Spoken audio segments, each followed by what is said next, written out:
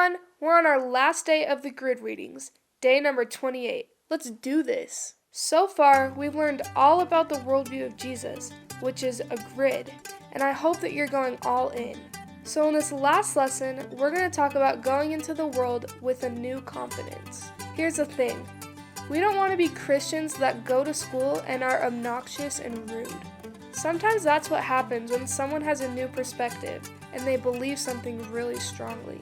Today, we're going to find the balance between being a super extreme Christian that no one can relate to or being a Christian that nobody even knows is a Christian. If you're a follower of Jesus, you'll know how to strike that balance, and we get a picture of that in John 8. In that passage, some religious leaders brought to Jesus a woman caught in adultery to have her stoned. We're going to talk about the 4 responses of Jesus that give us a good model of how to go out into the world. Here's the first thing. Jesus paused. Look at what it says in verse 6.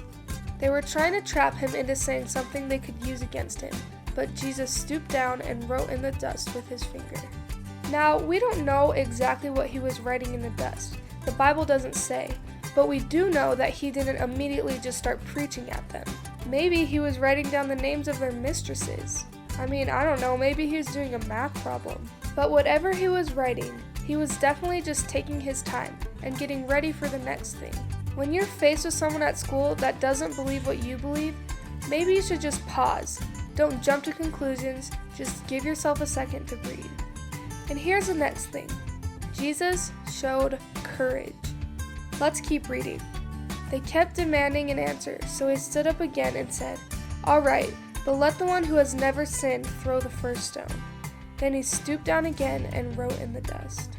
Think about the courage it took for Jesus to say that. He was a carpenter, and those were religious leaders. Maybe you feel like you're outnumbered at school, or like you're going against one of your teachers or someone that's older than you. But just remember, you see the world like Jesus did, and that should give you a sense of confidence. Oh, and by the way, the response of Jesus must have worked, because look at what happened. When the accusers heard this, they slipped away one by one, beginning with the oldest, until Jesus was left in the middle of the crowd with the woman. And that brings us to the third thing. Jesus got personal. Then Jesus stood up again and said to the woman, "Where are your accusers? Didn't even one of them condemn you?"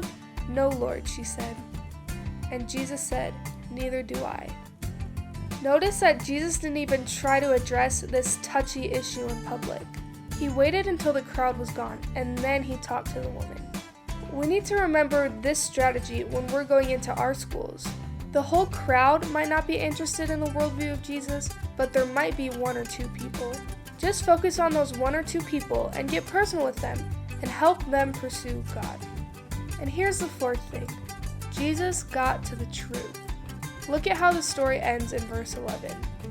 Jesus said, "Go and sin no more." As followers of Jesus, we believe that there's a right and a wrong way to live.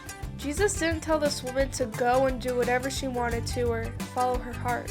He said, "Go and sin no more," which means he was willing to call sin, sin. Following our sinful hearts will lead to a life of destruction and hopelessness. That's why, if we're going out into the world, we need to go out with the truth of Jesus.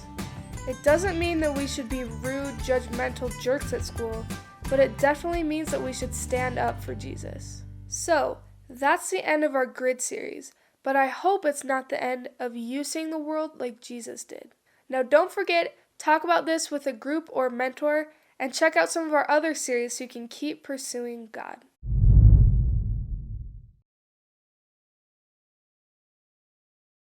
Hey guys, thanks for watching. Make sure you like this video and leave some comments down below telling me what you thought about the grid series, and make sure to subscribe to see more videos like this.